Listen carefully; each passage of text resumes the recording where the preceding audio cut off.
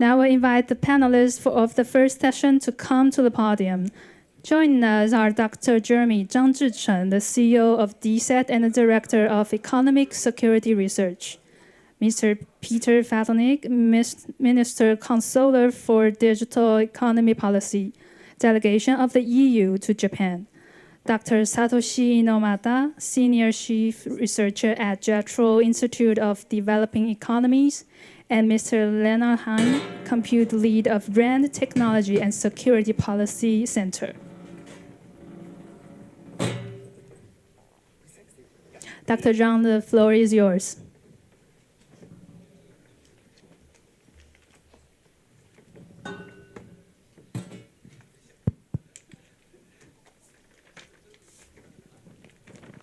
So good afternoon, everybody. Well, welcome to this great session this afternoon. Well, we know many of you have woke up very early this morning to attend another big session this morning. But in the afternoon session, we're going to send you more surprise or more fantastic messages from our international guests from around the world, mostly from our like-minded nations. And we have many guests from the emerging semiconductor community as well. So briefly introduce myself. I'm Jeremy Chan. I'm a CEO of DSET. So DSET is a national think tank created by Taiwan's National Science and Technology Council in the end of 2023. So we are a special think tank. It's not, I mentioned we are special. It's like we are especially doing a special mission on tech issue that related to geopolitics. So we do whatever works on tech issue and geopolitics. Why? This is the great issue that we have to deal with. I think for most of the participants or audience here, you guys must be already maybe very familiar with the current geopolitical situation. But for the private participants here in Taiwan's semiconductor community, I think this is still a very unprecedented experience period for everybody. Taiwan started to develop its semiconductor industry since the very early stage of Taiwan's industrialization. I mean, that was in the middle of last century, and after decades of efforts and development, today Taiwan has become the center for semiconductor and AI hardware manufacturing. Everybody has to look at Taiwan, and Taiwan's roles and positions in the global supply chain has become more and more critical. However, on the other hand, as the geopolitical landscape shifted from globalization, from collaboration to competition, and to techno-geopolitical confrontation, I think many of the new events, have been happen again. We've been seeing the news that released by mainstream media around the world that semiconductors has become one of the most critical battlefield between great nations. So this is a very unprecedented moment for all of us from the semiconductor community, and both the public sectors and the private sectors to stick together to discuss about these very, very critical issues that we have to together jointly deal with. And especially we want this session be more internationalized. We want to have more messages sent by our like-minded guests, and then directly discuss about the way to collaborate on accelerating the collaboration and how to achieve the supply chain resilience. So I'm just briefly introduce all of my guests here on this session.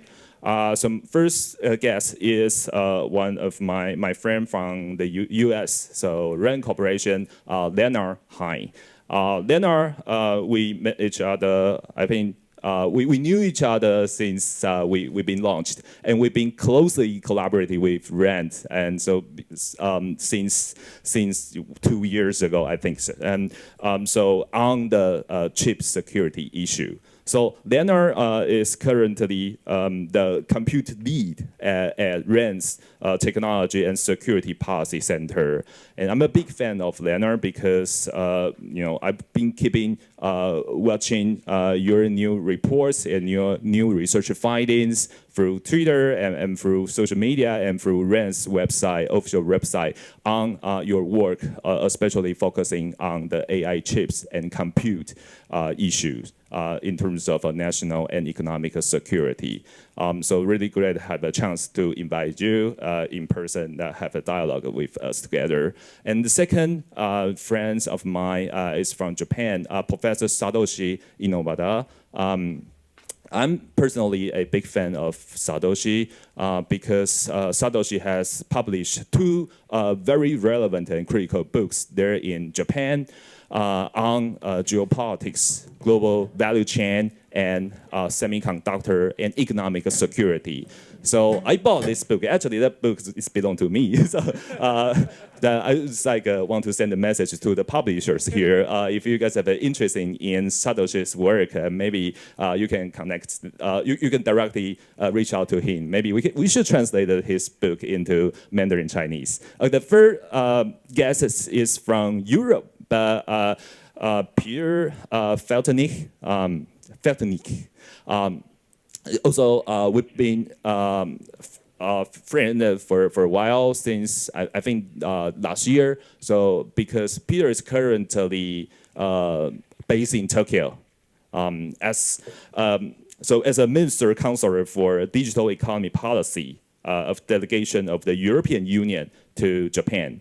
So I frequently travel to Tokyo in the similar stages to talk about semiconductors, geopolitics, and economic security with my Japanese colleagues and European colleagues there in Tokyo. Peter is remarkable, so I'm really have a great honor to have Peter directly travel from Tokyo, but as a representative of European policymakers here in Taiwan. So I don't want to waste my guests' time for sending you very, very critical messages from their community.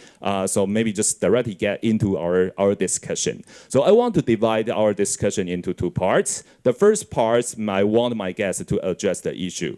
What kind of a concern, what kind of address of the issue they have, and from their own community, from their own perspective, and from their professional work. So maybe firstly, I want to have Peter as a representative from European Union. I think in the recent couple of years, geopolitics has reshifted the landscape of European policy-making circle very, very dramatically. European Union has introduced the first European Chips Act, I think in the year of 2022. And this is a very, very dramatic shift that the Europeans has started to pursuing for the semiconductor reshoring, especially for the manufacturing capacity there in Europe. And so Taiwan's TSMC has now jointly with the European semiconductor stakeholders, NXP, Infineon, and Bosch, to create a joint venture there, EMSMC, in Dresden, Germany. And on the other hand, I think the efforts from the European policymakers also focusing on the economic security matters as well. So my question for Peter is, how does European policymakers see the current challenge that you have to face and then that you have to deal with? And what kind of awareness of the issue that you have? And then can you share the perspective from European policymakers' perspective? Thank you. Many thanks, Jeremy. Many thanks. Here we go. Good to be here. Thank you so much for coming. That's obviously a question which deserves a whole PhD to answer, and I'm not going to do that in 4 minutes and 50 seconds. So thinking about the question, I sort of picked 3 areas which more recently came onto our radar. As you said, since years we have been working on this implementation of the European Chips Act. There's a lot going on. You can easily read it up.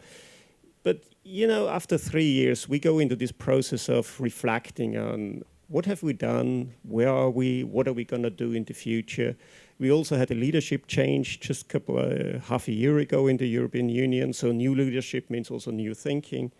So in that sense, and that's already a message I passed out in the morning a little bit, I feel in many of the semiconductor policies, we are at this time frame of doing a midterm review, because a lot is behind us.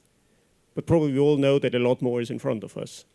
So, and there are 3 areas I wanted to share with you. The first one is we start understanding that semiconductor policy is going to depend on global security policy and the global security order. These issues are increasingly closely connected. And we can see that the partnerships we make around security are in fact very often partnerships, economic partnerships, partnerships around critical and emerging technologies. I'll give you a simple example here from the region. The AUKUS deal, yes, there's Pillar 1 making the submarine, fine. I'm almost speculating now that Pillar 2, doing the cooperation and research on all these technologies necessary for making that product, is the more important part, because that's a long-term investment. The same you see on a deal we have done with Japan, Italy, and the UK and a 6th-generation fighter craft. It's not just making that craft, it's doing all that work, 10 years of research work, which goes into that.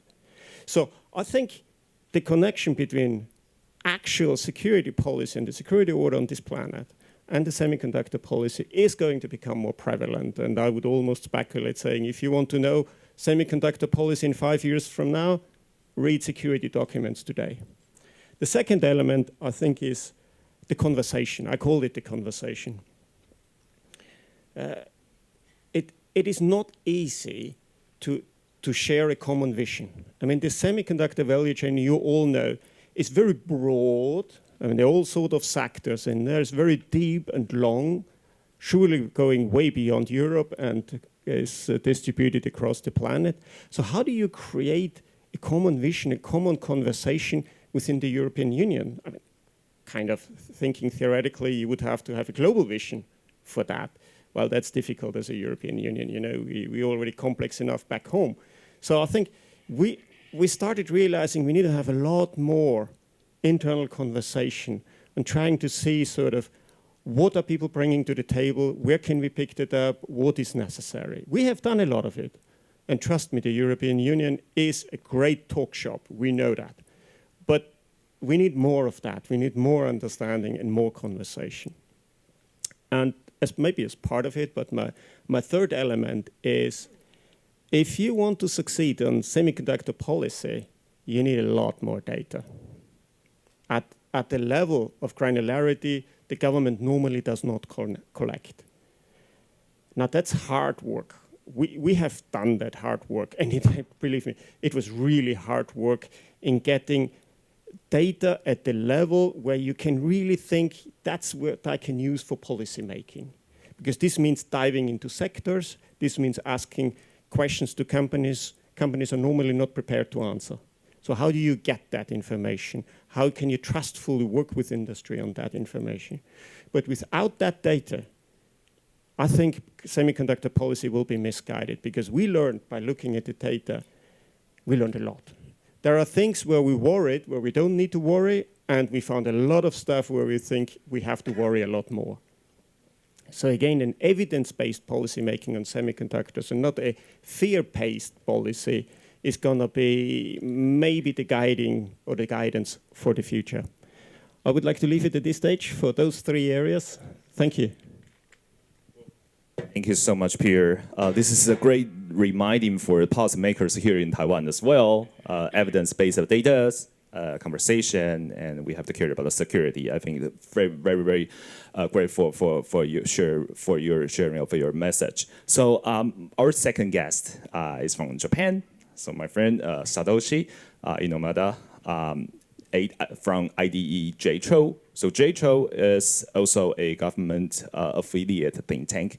And Satoshi, can you also please sharing for us with your perspective on Japan's policy-making circle. Why, in the past couple of years, that Japan restarted the great design of the economic security policy as well as the industrial policy to achieve the goal to restore the capacity for manufacturing semiconductor chips. I think most of our participants are familiar with this discussion here because many of us have a great interest about the TSMC's case there in Kumamoto. That's also a joint venture as well with the Japanese company Denso, Toyota, and Sony, and Toyota and Sony. And on the other hand, so Japan also has an indigenous great project built up in Hokkaido, which is Rapidus. What brought the Japanese policymakers together to create this new policy? What kind of a challenge that Japan has been facing? And what kind of policy thought that Japanese policymakers have? Can you please share the perspective from the policymaking side to our semiconductor community participants? Thank you. Well, thanks, Jeremy. That's all relevant questions. And I am going to speak very slowly, so I try to make it short and concise so that I can finish in time. Right? Well, recently I wrote a short article on the impact of institutional development on economic security in reference to the Japan's Economic Security Promotion Act in 2022. My hypothesis is like this. The more robust and transparent the domestic institutions is, the more likely the country attracts supply chain relevant to economic security. Well, my insight is pretty much based on the classic trade theories. The country with abundant labor force has comparative advantage in labor-intensive industry, such as textile industry, while the country with a rich capital endowment has advantage in capital-intensive industry, such as automobile. Likewise, the country with robust legal and institutional frameworks is highly competitive for economic security intensive industries, such as those involving advanced technologies and critical materials. So, and I believe this is exactly what Japanese government is trying to aim for. Now, given this policy landscape, what would be the most pressing challenges for Japan? I raise three. First, Japan lags behind major Western countries in cybersecurity. Japan's Basic Act on Cybersecurity was enacted in 2014, and it's been revised multiple times. But there has been very, very slow progress in development of relevant infrastructure, and especially human resources. Okay? Second, we should urgently raise the risk awareness of small and medium-sized enterprises. Many SME in Japan have very important technologies, and some of them quite relevant to military capabilities. But many of them are not sufficiently aware of how their niche technology and products are related to national security, or where might be a critical loophole for information leakages.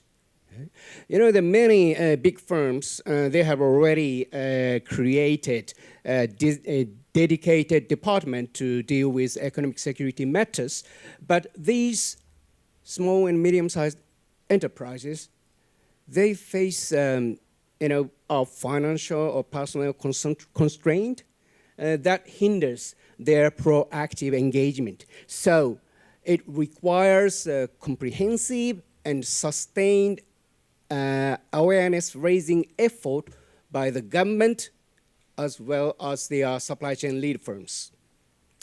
Finally, international collaboration for institutional development must be promoted. The increase in the number of countries who shares the common regulatory frameworks gives more opportunities, more wider opportunities for companies to diversify their supply chain businesses and therefore raise its resilience. Okay? So I'm indeed wondering whether the CPTPP can be a promising platform for this purpose. That's from me. Thank you. Satoshi. So it's also a good reminder for policymakers here in Taiwan. We should more focusing on the cybersecurity as well. We should focus on transparency. Also, SMEs still a very great stakeholder. Most of them are very critical stakeholders, but mostly ignored by by the major participants of the industry and policymakers as well. And so thank you so much for the message. It's a good reminding for the Taiwan's policymakers and semiconductor stakeholders as well.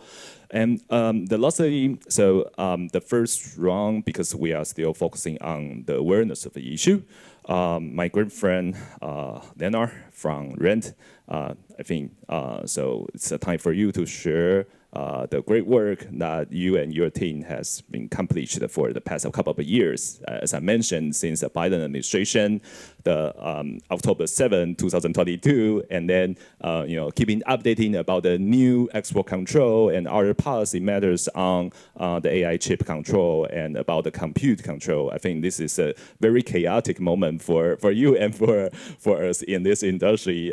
So my question for you is why we have to facing this kind of challenge? What kind of awareness of the issue behind this kind of policy making process? And also because I think most of our participants, most of our audiences here are not from public sectors, right? They are not think tankers, they are not policymakers like us. But why should we persuade them to commonly share this awareness issue with us?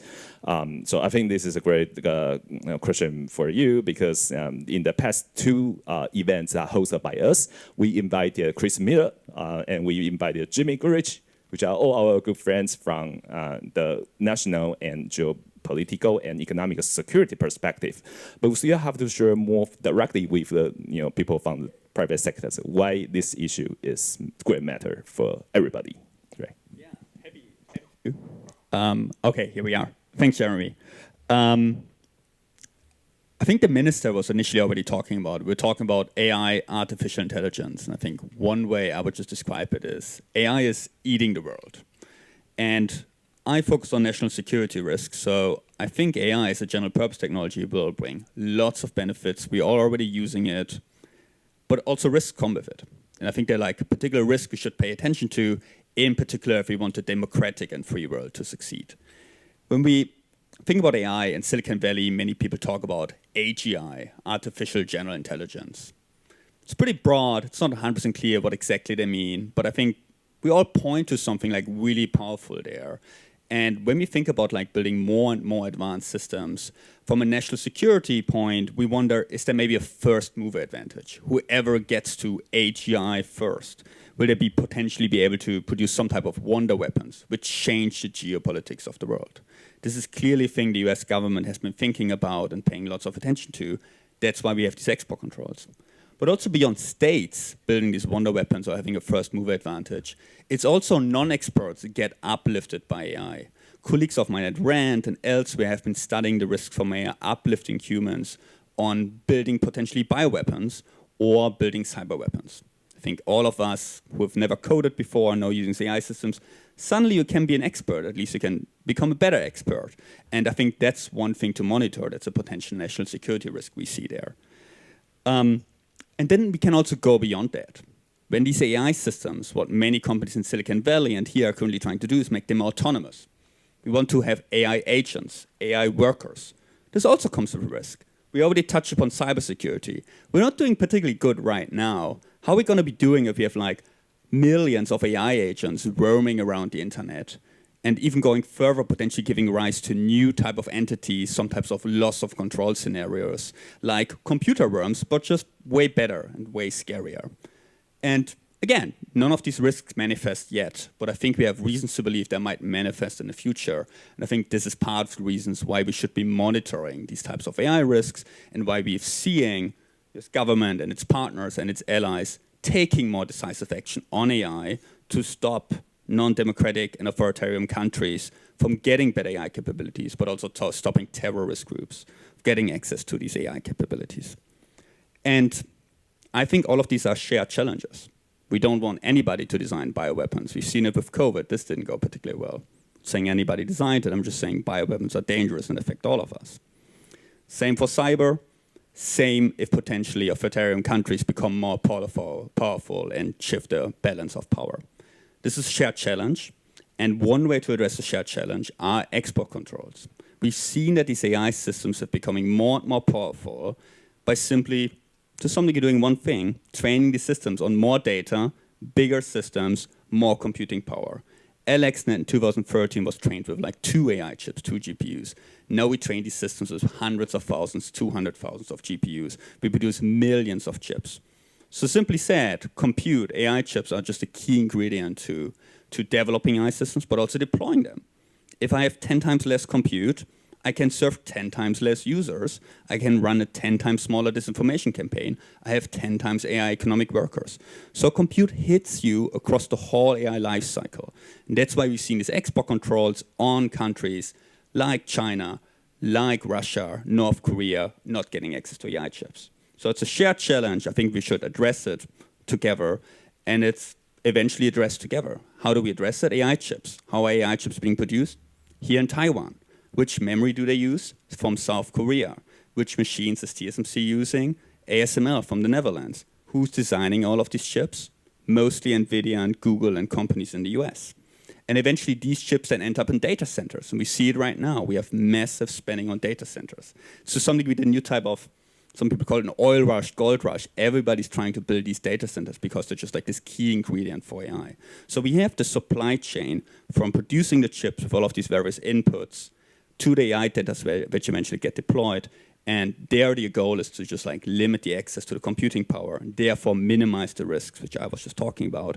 That's a shared challenge and can be addressed together. And I think that's what the US government has been trying over the last few years with these export controls, with repeatedly updating them. Of course, there's some more challenges, there's some more recent news. None of this is perfect. I guess we will touch upon this later a bit more. Thank you. Thank you so much, Lennart, for addressing these issues and awareness for all of our participants. I think this is a critical moment for everybody. I think this is the great moment for maybe the AI or AGI is going to reshift dramatically the way of human lives, way of living. The future of human civilization may be much different than we currently have, and this is the very critical moment that to decide whether the human beings or the countries that share the common value of the democracy and freedom still can dominate the future of a human civilization. I think this is a great message from you that we still need to collaborate. It's not about the business. It's about the way, the value, how we live, and then how we want to manage our future. And so the second part of our discussion, we will be more and more focused on the solution, the policy solution, or the way how to collaborate in each other among like-minded allies. This round, so maybe I'm directly give the microphone to you again, Lennart. Because still the U.S. policy is still the most influential policy for everybody. Not only for the island nation of Taiwan, not for the semiconductor industry here in Taiwan, but also for everybody. And because the U.S. has been, has been the most frequently to update the new policy that related to the regulation of semiconductors and AI as well. Only this year, I think this is especially critical. Biden administration, in the end of their days, they released the AI diffusion rule, and then Trump administration also introduced the AI action plan, which our minister mentioned. We've been very focusing on study about the influence of the AI action plan, and maybe the coming export controls enter these announcements as well. So my question for you as RAND experts focusing on these issues. Can you give us like a very short comment on the U.S. Federal government's new policy, especially new AI regulation related documents, and in your opinion, what is the optimal policies for regulating AI or AI chips from the U.S. perspective or from the multilateral collaboration perspective? And why should the private sectors should stay on the same page with policymakers like us? Yeah, happy to say more here. Of course, all of this is my personal view. I cannot talk on behalf of the US government, or even RAND doesn't have institutional views. And it's, of course, hard for me to represent what exactly the policy right now is, but I think I can give a brief rundown on this. We saw, when we think about export controls, you mentioned 2022, but in 2019, under the first Trump administration, we had EUV being banned from going to China, which was like a really important move. So it is, to some degree, export controls have mostly been a bipartisan consensus across both parties to making sure and hinder China's domestic semiconductor capabilities for most advanced nodes and for AI chips. So we're seeing that. We've seen continuous updates under the Biden administration up to the AI diffusion rule, which I think many commented on went too far, putting like license requirements on a large number of countries in the world, which then it's not officially revoked yet, but at least it's not being enforced by the US government right now. But on the other side, we saw the Trump administration early on coming out banning the NVIDIA H20, which was a new chip designed by NVIDIA after the export control update in 2023. They are the ones who banned it initially in April and put out so-called informed letter to companies that this chip is not allowed to go to China anymore. But then over a few weeks ago, I think many of us seen it, they now not completely reversed this decision. It still requires a license. They just granted some licenses. It's not public how many licenses, it's not public where these licenses are going to. Then we've also seen China coming out, telling companies not to buy it, at least slightly nudging them. I still expect them to buy these chips. These are like pretty good chips. And China like pushing them a little bit in direction to have like more interest in their domestic AI chips. So again, it's an ongoing discussion. And I think while we have all of this with export controls, we have trade talks at the same time. And we saw trade talks before, we saw export controls before the trade talks negotiations in London between the US and China, banning electronic design automation, which was then again negotiated, and then electronic design automation was freed up again. So we see export controls now partially being used as a trade tool, at least in this case, for China. And I think this is completely new, and I think this makes it way harder generally to understand what's going on and what's being traded there. About my personal view on these kinds of issues, I think it's important to understand what we do with export controls. And I started with EUV, I started with lithography machines, the machines to build the chips. I think they're the foundational layer. First and foremost, export controls try to at least hinder China from progressing faster on building advanced AI chips. Building equipment, stopping equipment tools from being exported is the first step of it, and I think the first fundamental. And my understanding is there's still a strong consensus within the US government and within the US policy discourse more broadly that this is a shared understanding. Then on top of this, we have the next one, which basically stops Chinese companies from simply going to TSMC and produce AI chips there, just using foreign foundries so they don't have access to the most advanced tech to build their own AI chips. I think even there's still a strong consensus. We have the foundry due diligence rule. it's right now not allowed for Huawei to go to TSMC at all, and for all Chinese companies to go to TSMC and produce really advanced AI chips. Where we see right now our discussions is to some degree like for the cherry on top, or like the export controls on AI chips themselves. So the controls which I just talked about hinder the Chinese domestic AI chip ecosystem. The question which is currently being debated is, should the US government and its allies and partners sell AI chips to China? Right? And there is an ongoing debate, are there benefits with getting them so-called addicted to the tech stack? Of course, there's a revenue benefit. Does selling more in AI, NVIDIA, AI chips maybe stop Huawei from being better? So this is an ongoing discussion we see right now, which was starting with the H20. But again, right now, only the H20 has been granted, which is not a really good chip for AI training. It's like pretty far behind on this one. But it's a pretty good chip on AI deployment, AI inference. It has the most HBM. And this is where we see the discussions right now. That's on the protect side. That's what we've seen under the Biden administration. I think people are still going strong on this. What we now see as part of the action plan is also a promote side. And this was also a criticism of the AI diffusion rule, because eventually the US government wants American companies and partnered companies and allied companies to go around the world and build an US and partners AI ecosystem, a US AI ecosystem, and others build on top of this. So this is another strategy which I think we will see more of the US government building on. I think maybe the early signs of this we saw with the United States and United Arab Emirates deal, where they're now building up to a 5 gigawatt data center with US companies like OpenAI. I think Oracle is also part of it, building data centers there. So instead of just exporting AI chips, they export more than just AI chips. They export the whole AI tech stack, a whole hyperscaler. And I think we will see more around these types of promote strategies going forward. Thank you.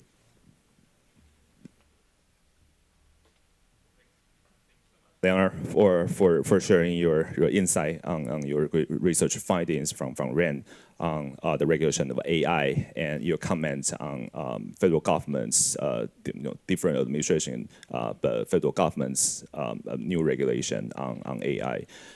So this is a great concern for most of private semiconductor participants here in Taiwan. For them, maybe the increase of the cost for compliance and also reform or maybe restructure.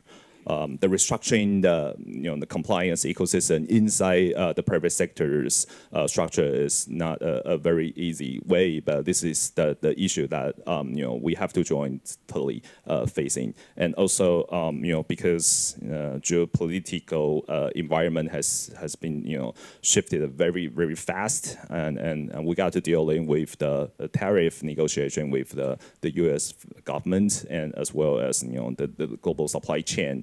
Whether it's going to be reshaped by this multilateral policy environment. So it's still a great challenge for this environment. So from our side, we've been collaborating with like-minded think tank like RAND, and we've been keeping updating this relevant information for the supply chain here and also for the stakeholders in our like-minded countries. But we're looking forward to the further collaboration and also maybe the achieving of the consensus among the democracies. Because again, so I still want to address Lennart's the perspective, right? Because the human beings still should be dominated under the democratic ideology. I think this is the consensus between us. Satoshi, okay. So yeah, from Japan's perspective, right? Because I think the TSMC's collaboration between Japan is a kind of a great new page for Taiwan-Japan relations. But as a background, like economic security discussion there in Japanese policy making circle is still undergoing. We've been witnessing a new waves of the updated from the METI and the Japanese central government there as well. And you mentioned the Economic Security Promotion Act has been released in the year of 2022. But there is a still new updated recent days. So from your perspective or from the Japanese policymakers' perspective, whether there are still spaces for further enhancing the collaboration between Taiwan, both on the promotion side and the protection side. I mean, promotion, I know, it's already undergoing, but what about the protection side? I'm especially interested about this part. And yeah, and do you see there is a huge value? Do you see there is a huge necessity that Taiwan and Japan further on this collaboration in terms of economic security and supply chain resilience? Sure. Well, I'm pretty sure that everyone here agrees that Taiwan and Japan are very good economic partners, right? But here I also want to stress that these two economies can be good partner from geo-economic perspective as well. So let's think about supply chain resilience.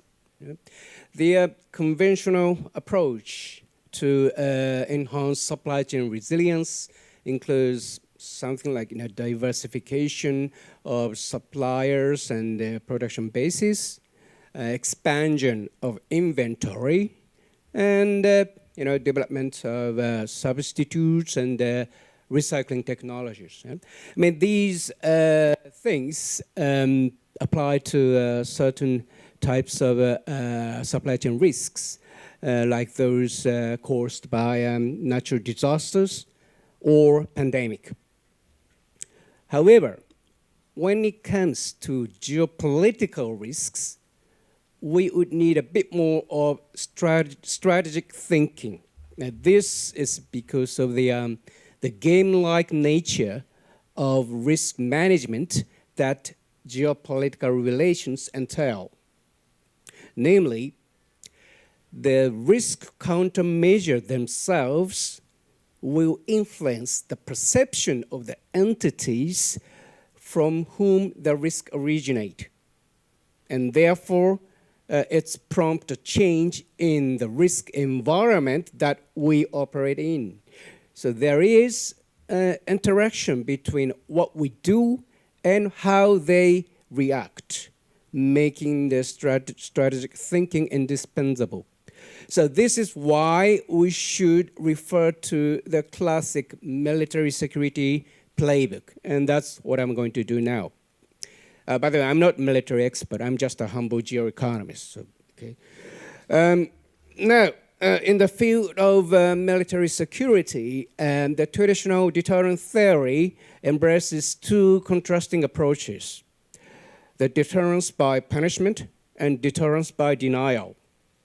Now, the former refers to the credible demonstration of retaliatory capabilities to entirely offset the gains from the preemptive attack. Yep. So the classic example would be the mutual assured deterrence in 1960s is based on this idea.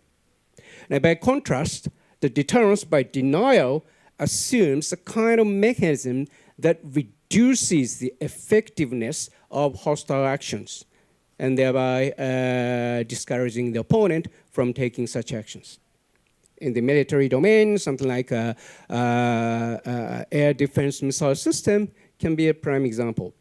Now, in the context of economic security, the punitive deterrence may correspond to, like seizing control of supply chain core competence, such as the supply of advanced semiconductors or critical materials, okay?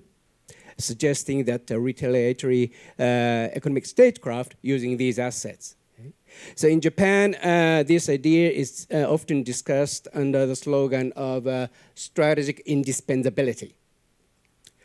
For the deterrence by denial, economic partnership among like-minded countries, such as friend-shoring, may serve for this purpose.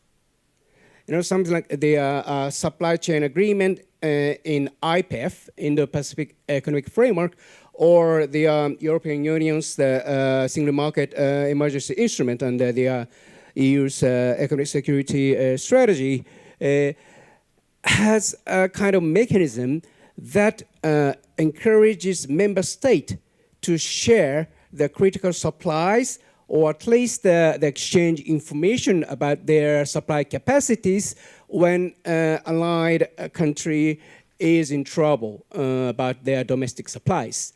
Now, from the viewpoint of adversaries, this mechanism lowers the expectation of effectiveness of hostile actions, such as the economic coercion through export restrictions, and thereby discourage these opponents to take such measures. So I believe that Taiwan and Japan, whether deterrence by denial or deterrence by punishment, can be extremely strong pairs to exert geo-economic powers over the region using semiconductor supply chains. Well, thank you so much for the message. I think this is remarkable, especially I didn't expect that Satoshi, you mentioned you are a geoeconomics, but your message was more and more relevant to national security. And I still remember when I was working in Japan in the government think tank, we had a discussion about how to define what is economic security, what is national security. I think it's more and more undividable. And whenever our world is more and more geopolitically shifted by this different kind of will or different kind of challenges. So thank you so much again for address the issue, and also for sending the message that Taiwan and Japan must have more and more collaboration on this security matters. Thank you. And Peter, the floor, we'll change the floor to you. And so about, firstly, because we're sort of interested in hearing your comments on the Europeans' policy making result. What's your comment on the European Chips Act? What kind of a goal after 2 or 3 years? What kind of goal that this policy has achieved, and what kind of the issue that still need us to tackling together, and especially for you as a European policymaker.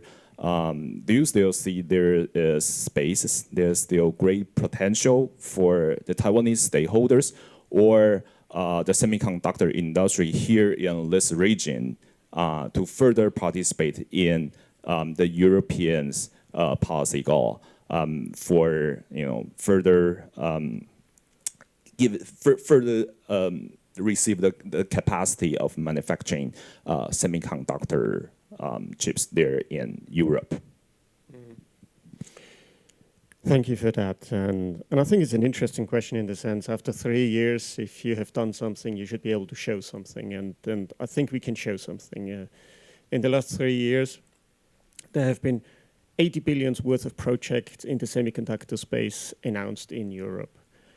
That's very interesting, but what is perhaps the more interesting figure, 31 billion of that go to first-of-a-kind type of projects. And I like this one in particular because they talk about new technology, new innovation. This is not just more of the same. This is new stuff. And in there we have, let's call them our crown jewels. The crown jewels are really our pilot lines. We have them already. This is, I think, where the success of the current innovation ecosystems is built on. IMEX, Sealetti, Fraunhofer, those pilot lines are really a source of innovation for decades. So we have launched 5 new pilot lines, and just to be sure, they are not all on advanced nodes. That's certainly a very important area, but we also have a pilot line on wide gap materials, so wide band gap materials. We have a pilot line also launching a new one on quantum materials. We have pilot lines on packaging, so that we really cover the spectrum in a very, very complete fashion in there. Now, and I think I'll try to answer your second question already in the first one. By doing those pilot lines, what you're doing, you're strengthening and building existing ecosystems. I mean, of course, they are being housed in Leuven and in the Fraunhofer Institutes or in the Dresden ecosystems in the companies there. TSMC will be one of those companies accessing these ecosystems shortly. Do you know that, for instance, in IMEC, there are, at every point in time, more than 70 nationalities working there? There are thousands of researchers passing through those ecosystems every year, in partnering with companies, with academia, doing their research, doing their innovation, building friendships, being collaborative, creating startups. These are the real sort of innovation networks. We have seen that is a tremendous value. And this is sort of also the invitation we have for the people here in the room. You know, come and join those ecosystems, because we are putting a lot more money into them. There will be a lot more opportunity for you as an individual, for your organization, for your company, for the ambitions you have. Because we know if we sort of build those networks, that kind of comes home. We don't expect people to stay at IMEC forever.